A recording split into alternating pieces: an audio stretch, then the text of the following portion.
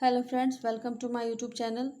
जैसा कि आप लोग देख रहे हैं कि आज मैंने इंटेलिजेंस चैप्टर का पार्ट 3 वीडियो बनाया हुआ है और पार्ट 1 और पार्ट 2 भी मैंने बनाया हुआ है। पार्ट 1 में मैंने इंटेलिजेंस के बारे में इंट्रोडक्शन आप लोगों से करवाया है और पार्ट 2 में कुछ इंपॉर्टेंट क्वेश्चन भी है और आज पार्ट 3 में मैं जो बाकी क्वेश्चन बचे हुए थे उसको मैं सॉल्व करने जा रही हूँ आप लोगों के सामने। तो फ्रेंड्स, पहले मैं आपको बता दूँ कि अगर आप लोग ऐसा ही और वीडियो अपडेट्स चाहते हैं तो प्लीज़ जो है सो मेरे वीडियो को लाइक और सब्सक्राइब जरूर करें ताकि आपको आने वाले वीडियो में न्यू अपडेट्स मिलते रहें। और ये क्वेश्चन जो है सो मैं इसलिए दे रही हूँ इस चैप्टर से क्योंकि ये बहुत ही इंपॉर्टेंट क्वेश्चन है और ये मोस्टली एग्जाम्स में पूछे जाते हैं। तो आप लोगों को इस वीडियो से काफ़ी हेल्प होने वाला है और नोट्स भी आप लोगों का प्रॉपर वे में तैयार हो जाएगा। तो मैं जो भी यहाँ पे बोलूँगी बहुत ही शांति ढंग से आप लोगों के सामने इस टॉपिक पे बात करूँगी ताकि अगर आप लोग चाहो तो इससे नोट्स भी बहुत अच्छे ढंग से तैयार कर सकते हो। तो चलिए पहले मैं आप लोगों को आज के टॉपिक पे आती हूँ। इसका बुद्धि के जो इंट्रोडक्शन चैप्टर था मैंने आप लोगों को बुद्धि से इंट्रोडक्ट करवा चुकी हूँ मैं। और इससे आज जो है बुद्धि परीक्षण के विभिन्न प्रकारों पे हम लोग नज़र डालते हैं। तो पहला हम लोग जैसा कि आप देख रहे हैं कि सबसे पहले तो आप ये समझ लीजिए कि बुद्धि परीक्षण में किसी भी एक वैज्ञानिक ने परीक्षण नहीं किया है।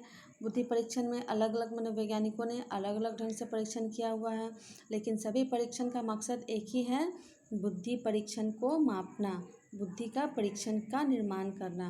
तो सभी वैज्ञानिकों के सहमति से बुद्धि परीक्षण को 4 भागों में विभाजित किया गया है, जिसमें कि पहला हमारा है शाब्दिक बुद्धि परीक्षण, दूसरा है अशाब्दिक बुद्धि परीक्षण, तीसरा है क्रियात्मक बुद्धि परीक्षण, चौथा है अभाषाई बुद्धि परीक्षण। तो यहाँ पे मैंने आपको सब कुछ यहाँ पे डाल दिया हुआ है। तो पहला हम लोगों का है शाब्दिक बुद्धि परीक्षण। तो आइए हम लोग फर्स्ट पॉइंट से स्टार्ट करते हैं दोस्तों।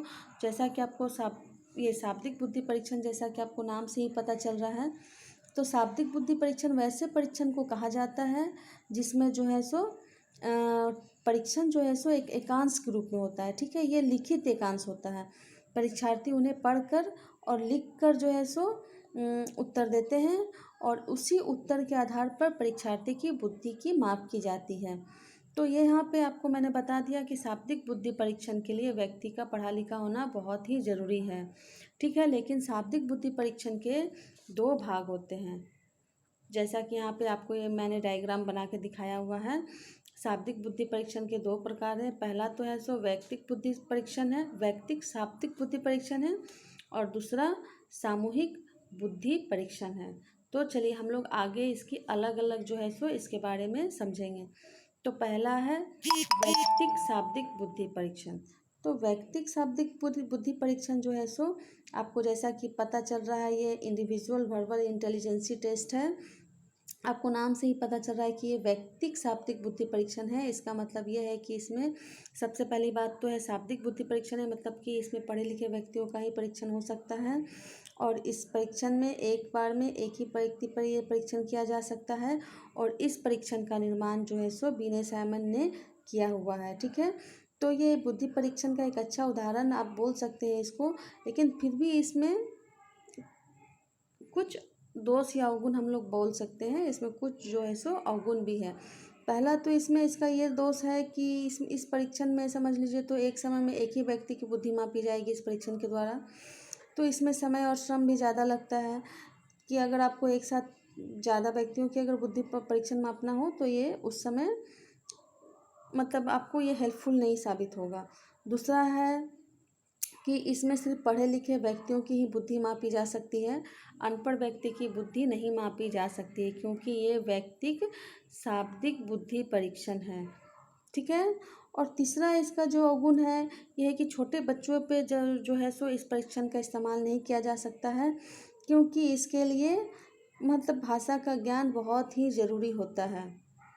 तो ये था वैयक्तिक शाब्दिक बुद्धि परीक्षण के अवगुण और गुण दोनों ही इसमें हैं। ठीक है, अब इसके हम लोग पॉइंट नंबर 2 पे आते हैं, वो है सामूहिक बुद्धि परीक्षण।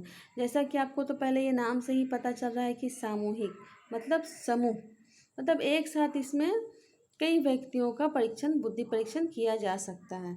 ठीक है दोस्तों, तो इस परीक्षण में क्या होता है कि ये तो वर्बल होते ही हैं और साथ में इसमें एक साथ पर कई व्यक्तियों का इसमें परीक्षण किया जा सकता है। तो इस टाइप के परीक्षण की जो है सो आवश्यकता है प्रथम विश्व युद्ध जब हुआ था उस समय महसूस की गई थी। तो इसमें जो है सो आर्मी जनरल जो बोलते हैं, आर्मी जनरल क्लासिफिकेशन परीक्षण हुआ था। और उसके बाद जो है सो इसमें एक और परीक्षण हुआ था, आर्मी अल्फा परीक्षण। तो उस समय प्रथम विश्व युद्ध के दौरान इस परीक्षण की जो है सो कमी महसूस की गई, क्योंकि और सबसे बड़ी बात है कि इस परीक्षण का निर्माण अमेरिका में विकसित किया गया था। और इसके मतलब कि आर्मी परीक्षण जो है और जनरल क्लासिफिकेशन परीक्षण है, ये सामूहिक शाब्दिक बुद्धि परीक्षण के उदाहरण हैं। तो आपको जैसा कि आपको पता चल रहा है कि सामूहिक बुद्धि में तो गुण है कि इसमें एक साथ कई व्यक्तियों का बुद्धि परीक्षण किया जा सकता है, लेकिन इसमें दोस्तों फिर भी इसमें जो है सो कुछ कुछ अवगुण है, जो कि आपको हम आगे चर्चा करके बता रहे हैं।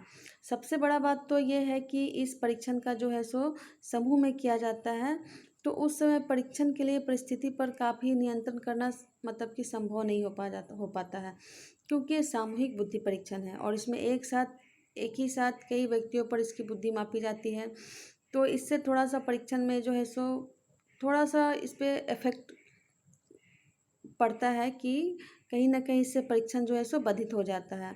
दूसरा अवगुण इसका यह है कि इसके द्वारा व्यक्तियों की बुद्धि जांच एक साथ समूह में की जाती है और जो है सो बिठा कर की जाती है। फलता परीक्षा मतलब जो टेस्टी होता है उसकी बुद्धि मापी जा रही है, वो आसानी से एक दूसरे की नकल कर लेते हैं। सामूहिक बुद्धि परीक्षण में आपको मैं बता दूं कि जब इसकी परीक्षण की जो बुद्धि मापी जाती है, तब इसमें एक साथ कई व्यक्ति बैठे होते हैं। तो वो क्या करते हैं कि वो आपस में एक दूसरे की नकल भी कर लेते हैं, जिससे परीक्षण सही साबित नहीं होता है।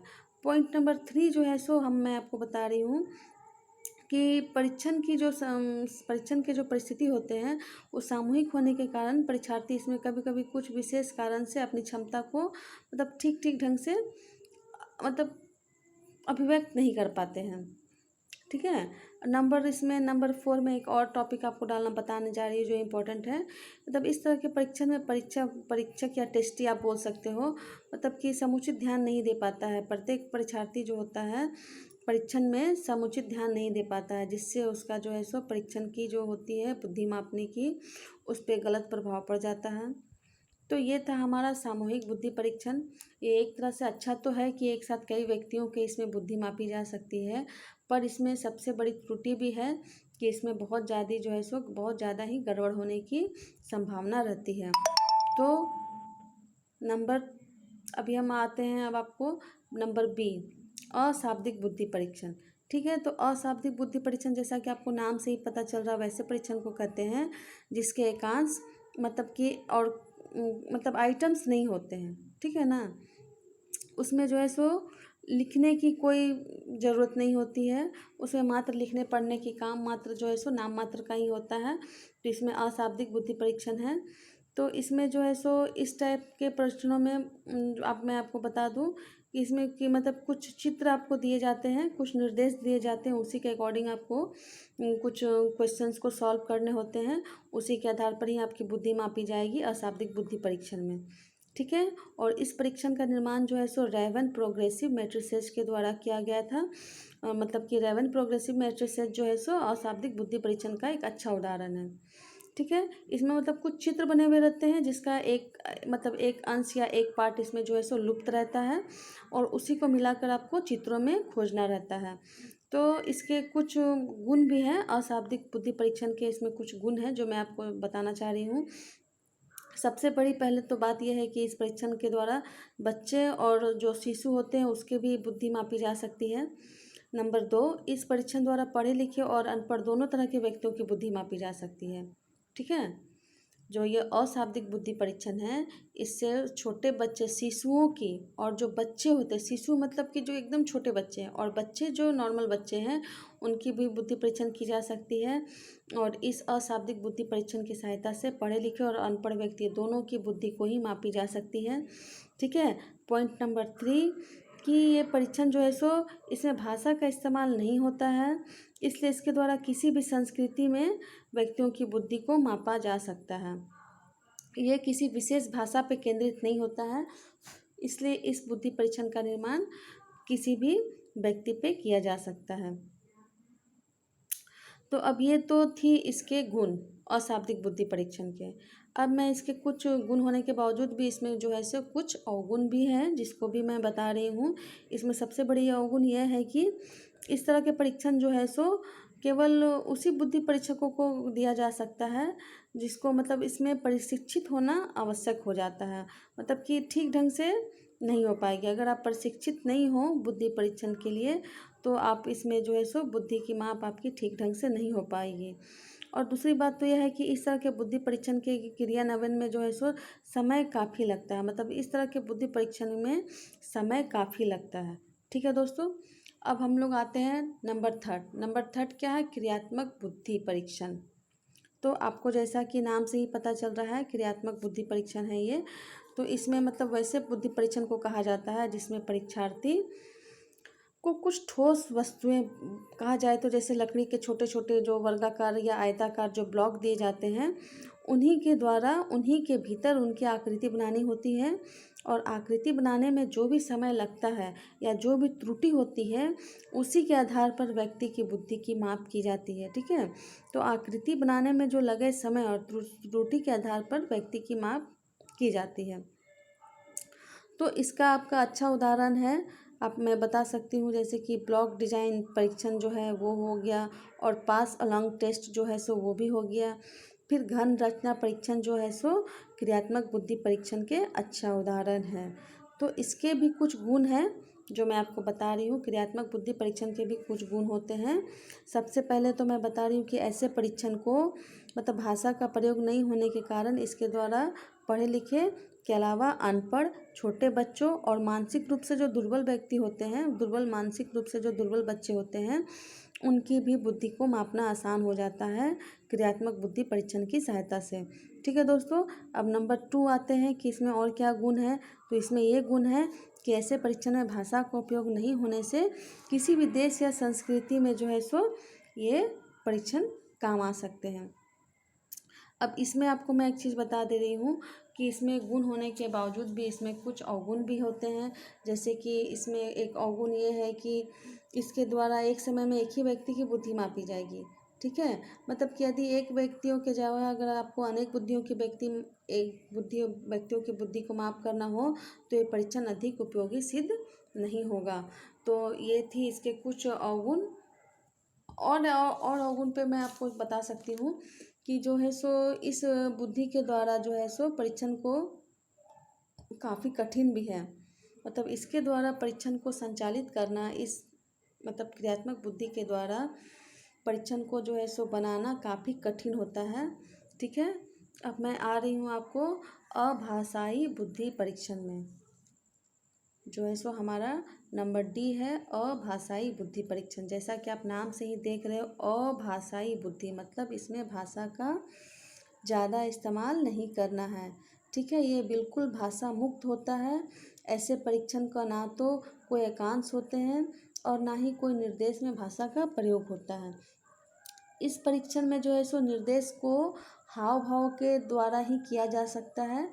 मतलब इसमें भाषा का कोई इस्तेमाल नहीं किया जाता है, इसको जस्ट निर्देश के डायरेक्शन के द्वारा आपको इस परीक्षण को आगे बढ़ाना होता है। और आपको मैं इसमें बता देती हूँ कि कुछ जो साइंटिस्ट हैं जो Goodenough draw a man test जो है और कैटल संस्कृति जो है सो ये बुद्धि परीक्षण है, जो मैं आपको यहाँ पे लिख करके मैं आपको देखो यहाँ पे मैंने डायग्राम बनाया हुआ है। मैं आपको बता रही हूँ कि जो क्रियात्मक बुद्धि परीक्षण है वो जो है सो इसका तो मैंने डिस्कशन कर दिया है। ये देखो मैंने अभाषाई बुद्धि परीक्षण के बारे में मैंने जो लिखा हुआ है, इसमें जो है सो ड्रॉ अ मैन टेस्ट और Cattell's culture free intelligence test है, इसके अच्छे उदाहरण हैं जिसके द्वारा मतलब कि बुद्धि परीक्षण की माप की जा सकती है। तो इससे जो है सो मतलब कि आभाषाई बुद्धि परीक्षण का सबसे प्रमुख गुण यह है कि ऐसे परीक्षण चूँकि भाषा के बंधन से मुक्त होते हैं और इसका उपयोग किसी भी संस्कृति के लोगों के लिए किया जा सकता है, किसी भी संस्कृति के लोगों के लिए बुद्धि मापने के लिए किया जा सकता है। ठीक है दोस्तों, तो ये था इसका मतलब कि कुछ गुण हैं। और भी इसके गुण हैं कि ये जो है सो पढ़े लिखे के व्यक्तियों के अलावा अनपढ़ बच्चों पर भी, अनपढ़ व्यक्तियों, बच्चों और छोटे बच्चों की भी बुद्धि इससे आसानी से मापी जा सकती है। और इसका एक ही अवगुण यह है कि ऐसे परीक्षण का निर्माण जो है सो थोड़ा कठिन होता है। सबसे बड़ी बात है कि अभाषाई बुद्धि परीक्षण का निर्माण काफ़ी कठिन होता है। तो मतलब कि इस तरह हम लोग देख सकते हैं कि बुद्धि के, देखिए मैंने हम लोगों के बुद्धि के जो बहुत प्रकार हैं और इसमें कुछ खास खास बुद्धि के प्रकार जो 4 प्रकार थे आपको अब मैंने यहाँ पे डिटेल करके बता दिया है। तो आपको इससे नोट्स भी तैयार कर सकते हो, एग्ज़ाम के लिए प्रिपेयर भी हो सकते हो। और मैं आपको बता रही हूँ कि लास्ट वीडियो में मैंने आपको एक और क्वेश्चन दिया हुआ है जो मैं आपको दिखा रही हूँ कि क्वेश्चन नंबर 3 है। देखो आप यहाँ पे कि बुद्धि के स्वरूप की विवेचना करें। तो बुद्धि के स्वरूप की विवेचना के बारे में जब आपके अगर क्वेश्चंस में आते हैं तो उनका आंसर भी इसी के साथ मिलता जुलता ही होगा। क्वेश्चन नंबर 2 का जो आंसर है उसी से मिलता जुलता ही है, बस आपको उसमें थोड़ा सा और चेंजेस लाना है, वरना आपका क्वेश्चन नंबर 2 और 3 जो है सो एक जैसे ही। तो थैंक यू दोस्तों, अगर आपको और भी इस वीडियो से अपडेट चाहिए तो प्लीज़ मेरे वीडियो को लाइक और सब्सक्राइब ज़रूर करें। और आपको ऐसे ही आगे अलग अलग चैप्टर्स पे वीडियो मिलते रहेंगे और भी मैं आगे अलग चैप्टर पे वीडियो बनाने जा रही हूँ। तो आप प्लीज़ बेल आइकन को प्रेस करें और इसे लाइक और सब्सक्राइब ज़रूर करें और अपने दोस्तों के साथ भी शेयर करें ताकि उनको साइकोलॉजी सबसे कोई डर ना लगे और उनको बिल्कुल आसानी ढंग से वीडियो मिल जाए, क्योंकि मैं हर चैप्टर पे ही वीडियो बनाने वाली हूँ। थैंक यू दोस्तों।